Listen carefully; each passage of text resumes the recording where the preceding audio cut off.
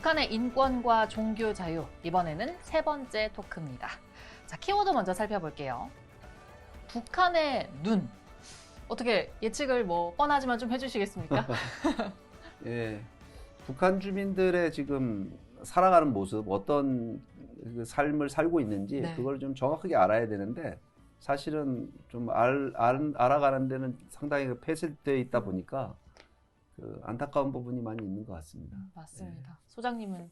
네, 우리도 정치 권력자의 눈과 일반 시민의 눈이 좀 다를 수 있듯이 북한은 권력자의 눈과 인민들의 눈의 격차가 굉장히 심하거든요. 그래서 북한의 눈에는 두 가지 눈으로 나란히 봐야 합리적일 거다. 아직 그런 토크를 생각을 갖고 시작도 있습니다. 전에 굉장히 궁금하게 만드는 두 가지 눈 기대를 해보겠습니다. 인권과 종교 자유 문제. 사실 당사자인 북한의 입장이 가장 궁금한 건 사실이에요. 먼저 이 북한 인권 실태, 어느 정도 상황인지 실제 사례를 들어서 좀 얘기해 주시겠어요? 예, 저희들이 13만여 건의 사건이 있다고 말씀드렸지 않습니까? 그 모든 걸 합치면 제가 이렇게 표현합니다. 북한의 인권 상황은 암울하다. 암울하다는 건요, 지금 상태가 매우 나쁘지만 앞으로 점점 좋아질 희망이 있다. 이럴 때 쓰는 말이 아니죠. 지금 상태도 나쁜데 그렇게 단기간에 좋아질 가능성도 별로 없을 때 쓰는 말이죠. 네. 그러니까 북한의 인권 문제는 제가 볼 때는 암울한 거예요.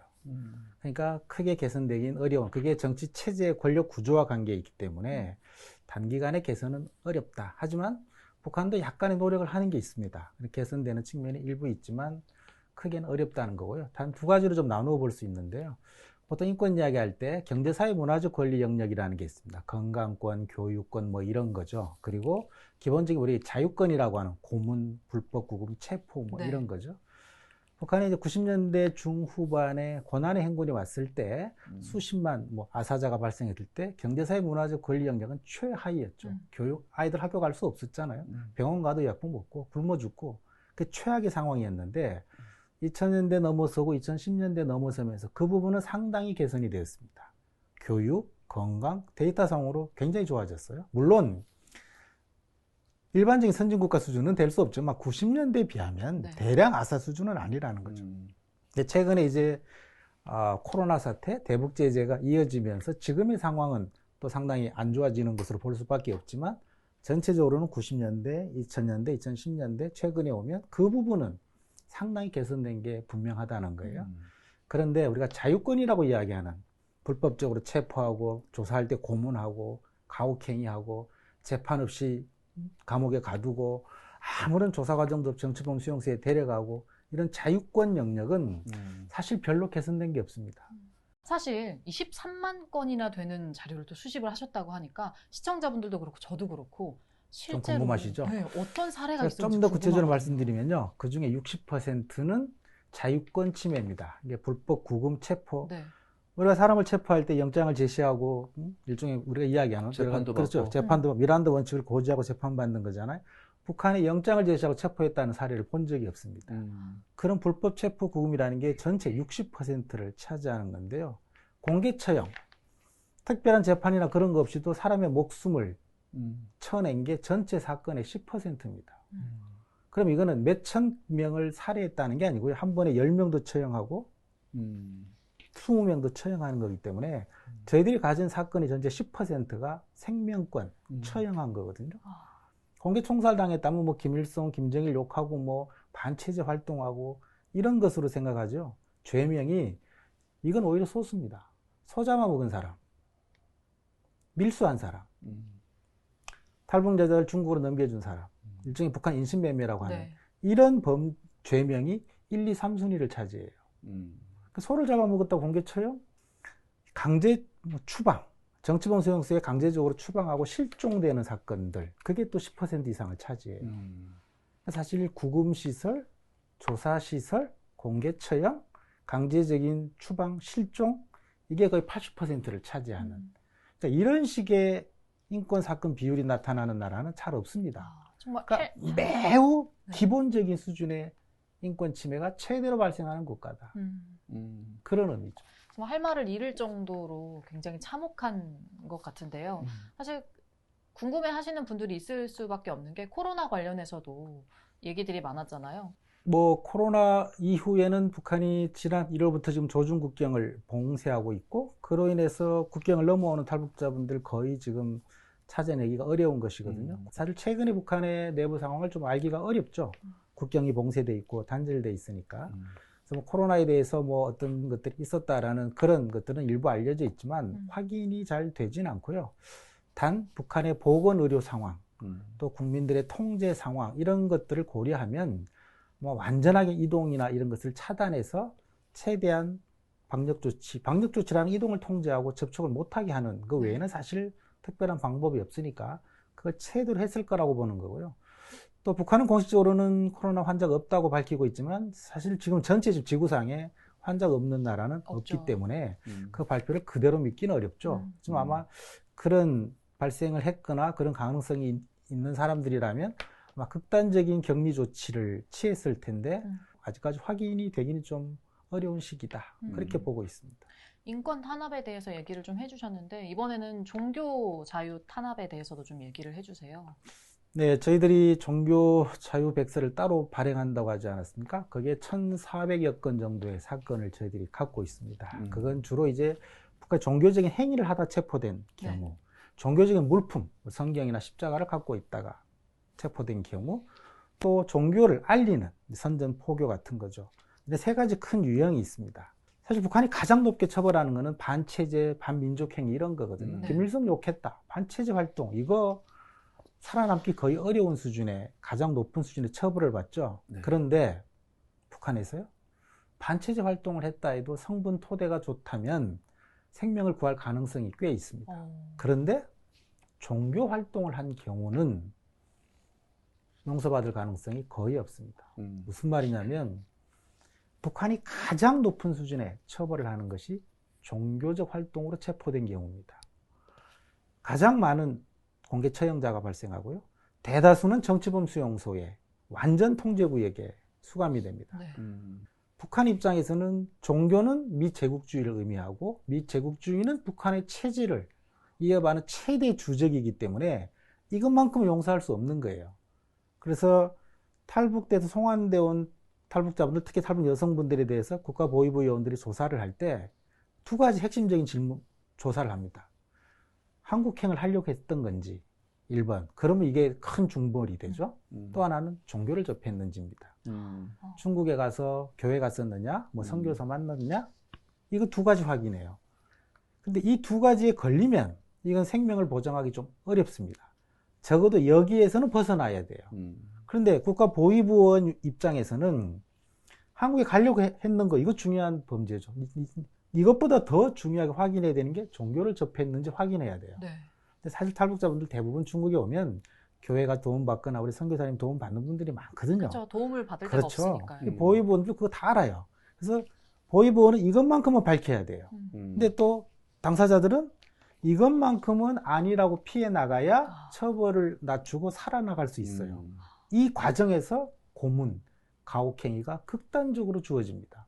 그래서 그 고문을 못 이겨서 네, 내가 성경책도 받고 교회 갔었습니다 라고 말하면 이건 이제 목숨을 잃거나 정치범 수용소로 가거나 가족 전체가 굉장히 위험한 상황에 처해지는 거죠. 그래서 끝끝내 그거를 버텨야 되는데 많은 분들이 사실 체포를 당하는 거거든요. 그런 과정 속에서 많은 분들이 생명을 잃고 정치범 수용소로 가는 거고요. 그런데 이러한 사건들이 계속 증가되고 있습니다. 사실은 많은 분들이 체포되고 있는데 체포되는 것만이 아니고요.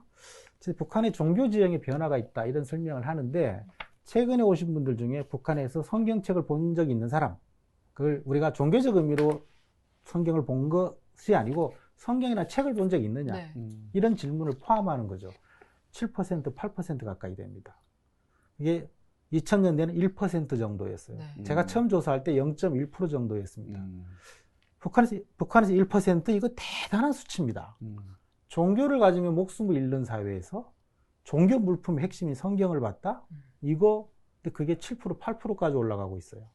엄청난 비율인 거죠. 근데 물론 탈북자의 눈으로 본 것이니까 전체 합산은 좀 어렵지만 또 비밀 종교 집회에 참여해 본 사람도요, 1% 가까이 있습니다. 내가 참여해 봤다. 비밀 종교 집회. 성경을 본 사람 7, 8%. 이거 북한 같은 사회에서 종교 탄압의 극단적인 사회에서 1%는 엄청난 변화이거든요. 네. 그래서 종교 지정에 변화가 있다고 말씀드리는 이거는 긍정적인 면도 있고 그로 인해서 많은 사람이 생명을 잃어가기 때문에 사실 비극적인, 안타까운 양면이 네. 다 있는 거거든요.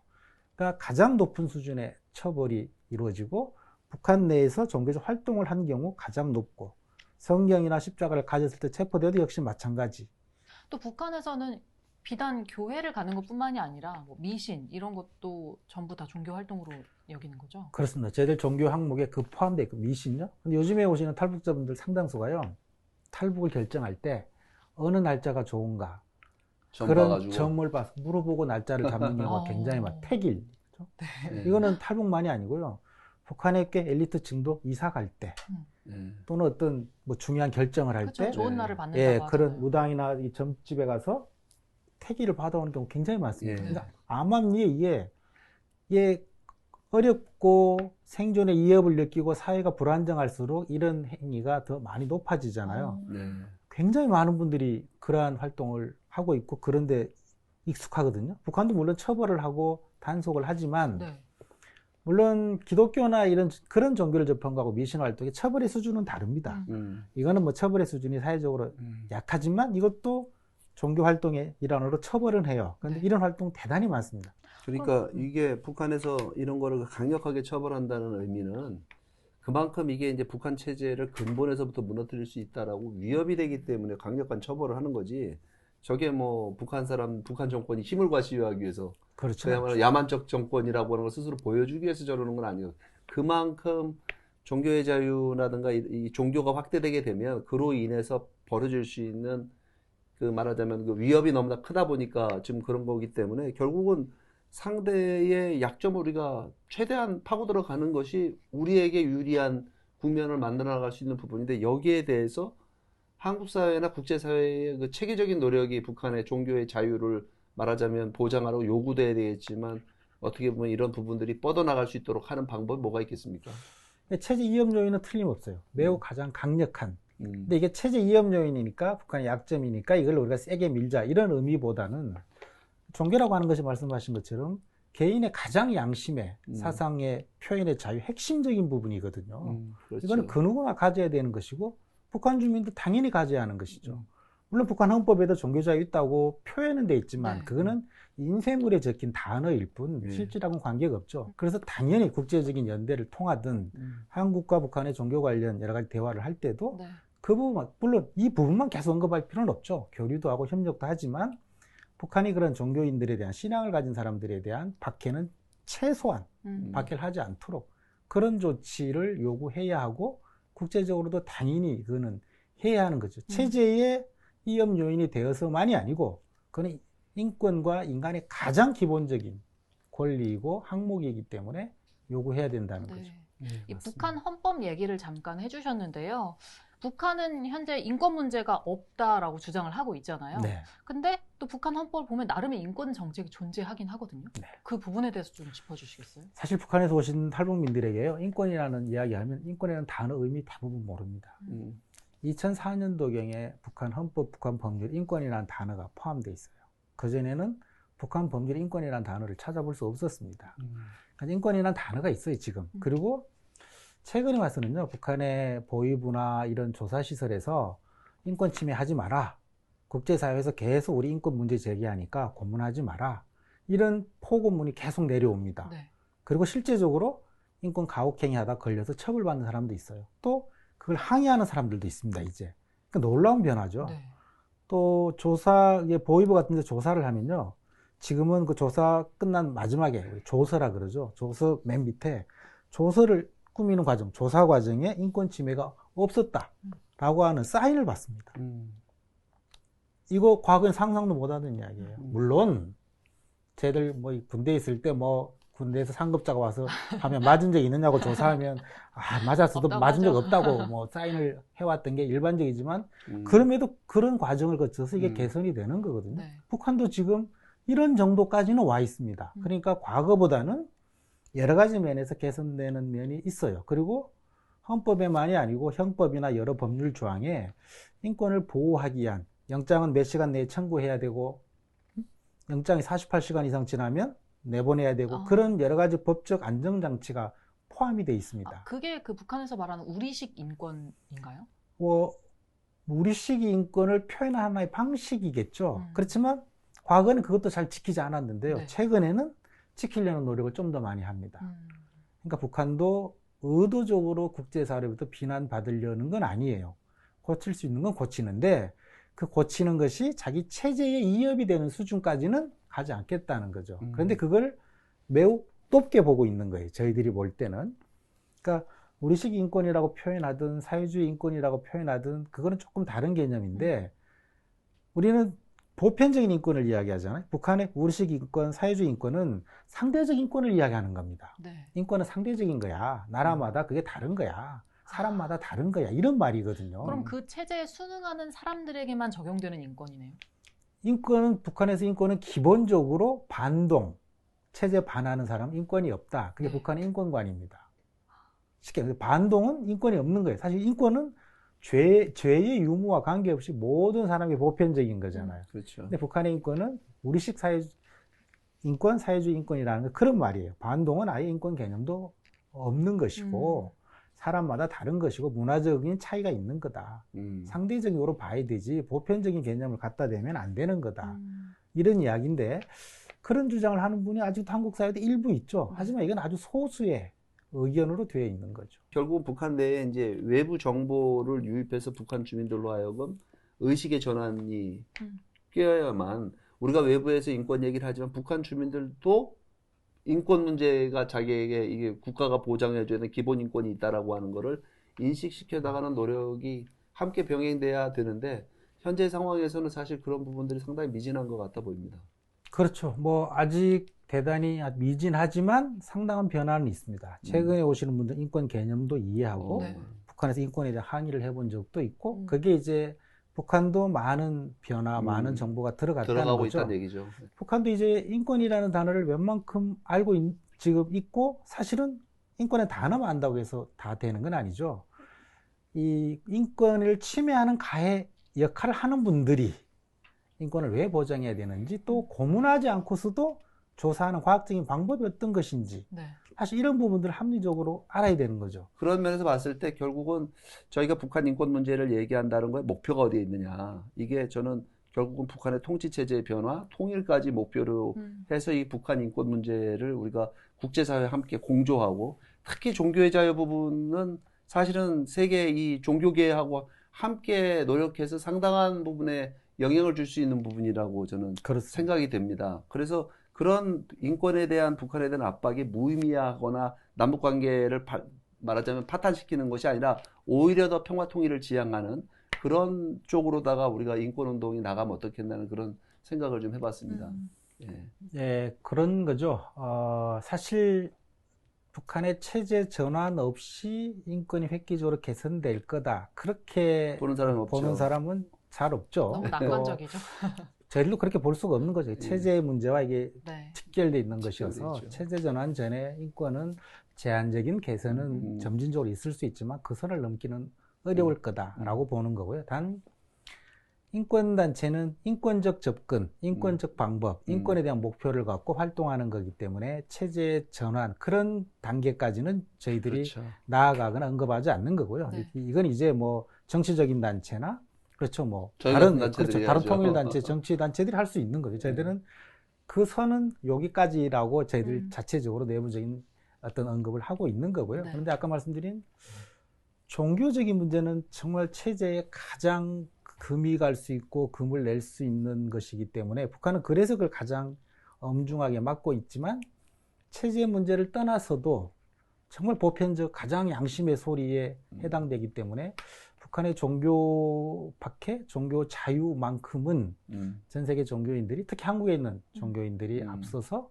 북한 당국에게 그러한 행위가 더 이상 재발되지 않도록 정말 초보적인 수준의 종교적인 자유라도 보장이 되도록 하는 노력은 정말 우선적으로 해주셔야 되는 거죠. 저희가 이렇게 얘기를 하다 보니까 너무 자연스럽게 북한 인권 문제 해결 방법까지 자연스럽게 나아갔거든요. 근데 조금 더 이제 정리를 해주신다면 북한 인권 문제 그리고 종교 자유 해결을 위해서 한반도의 역할 그리고 통일의 필요성 이 부분을 좀 짚어주시죠. 뭐 사실 뭐 우리가 상식적으로는 국제사회 그리고 민간단체 정부가 서로 상호 도와서 같이 해서 인권을 개선해야 된다. 그렇게 이야기하고 있죠. 네. 우리 정부 한 30여 년 동안 우리 정부가 가진 공통된 멘트입니다. 정부는 국제사회 민간과 협력해서 인권 개선하겠습니다. 모든 정부가 그렇게 이야기해 왔어요. 국제사회 역할도 지금 보면 상당히 중요합니다. 유엔이나 국제기구 역할이. 또 민간단체 역할도 나름 중요하죠. 하지만 지금 우리의 국제사회나 우리 사회는 국가 중심주의가 대단히 높은 비중을 차지하거든요. 그래서 국가의 역할이 권력적 작용에 집중이 되어야 훨씬 더 빠른 개선을 가져오는 것은 사실 부인하기 어렵습니다. 그런 면에서 한국 정부가 북한 인권 문제에 대해서 어떤 정치적인 접근이 아닌 우리가 인권 보편적인 철학을 갖고 진지하게 정말 사람만 놓고 정책을 펴는 그런 정책을 펴는 것이 북한의 인권에 훨씬 도움이 되는 거고요. 네. 그런 면에 있어서 한국 정부가 한반도에서 중심적인 역할을 해줘야 실질적인 개선 효과가 오는 것인데요. 하지만 한국 정부가 할 수 있는 역할도 실제로는 제한이 있기 때문에요. 일정 부분 한반도의 전체 정책을 조율할 때 인권도 포함시켜 달라. 네. 이 정도 요구이고 그러한 요구를 국제사회에서 유엔이나 주변 우방 국가나 중국, 러시아와 대화를 할 때도 그런 정도 역할을 해주시면 그것이 결국은 한반도 평화를 좀 더 가져올 것이고 북한 주민들의 일상도 더 나아질 것이고 그러면 자연스럽게 남북 간의 화해도 이루어서 말씀하신 대로 통일에 좀 더 가까이 가지 않을까. 네. 북한 주민들이 억울함을 갖고 있고 극심한 인권 침해를 당하고 있는데 그게 통일로 연결된다는 건 불가능하거든요. 그래서 그런 식의 인식을 우리가 모두 갖되 정부가 조금 더 입장을 갖는 것이 도움이 될 거다. 그렇게 말씀드리고 싶네요. 그러니까 북한 문제를 저희가 접근하게 될 때 이게 부분별로 이렇게 말하자면 이렇게 협소하게 접근하는 거는 별로 효과가 없다고 봅니다. 심지어 핵 문제도 핵 문제 하나만 해결하려고 하면 해결이 안 되지 않습니까? 이것도 통치체제하고 연결된 문제입니다. 그렇죠. 북한이 왜 핵을 갖고 있습니까? 핵을 가지려는 이유가 우리는 핵이 필요한데 저 사람도 핵이 필요한 거는 말하자면 북한 체제를 유지하기 위해서 핵이 필요한 겁니다. 그러니까 북한 체제가 핵이 없으면 유지가 안 되는 체제가 돼 있는데 핵 문제만 따로 떼서 해결한다. 이거 자체가 불가능한 얘기죠. 북한 인권 문제도 마찬가지로 통치체제와 연결된 문제이기 때문에 이것만 따로 떼서 해결은 사실은 불가능한 거고 네. 또 어떤 사람도 이런 주장을 하는 사람도 있습니다. 북한하고 경제 교류를 우리가 남북이 하다 보면 북한의 경제가 좋아지게 되면 인권 상황도 좋아지고 북한 상황이 좋아지면 그때 가서 통일을 해도 되고 뭐 한다고 얘기하지만 북한 경제가 좋아지지 않는 이유도 북한의 통치체제 때문에 북한 경제가 좋아질 수가 없는 거지 않습니까? 결국은 이 모든 문제가 다 결합이 되어 있는 문제이기 때문에 이거를 우리가 뭐 영역은 다 이렇게 인권 문제라든가 뭐 남북 경영을 다루시는 분들도 있고 있지만 사실은 이거는 하나의 문제로 연결된 거기 때문에 포괄적 전략을 가지고 하나의 큰 목표 있지 않습니까? 평화 통일의 실현이라고 하는 저희는 그걸 코리안 드림 프레임워크라고 얘기하는데 그런 하나의 프레임워크를 가지고서 인식의 전환에서 출발해서 뭔가 좀 그런 면에서 국제적인 공조가 이루어질 수 있는 큰 틀을 짜는 것이 옳지 않겠나는 생각이 듭니다.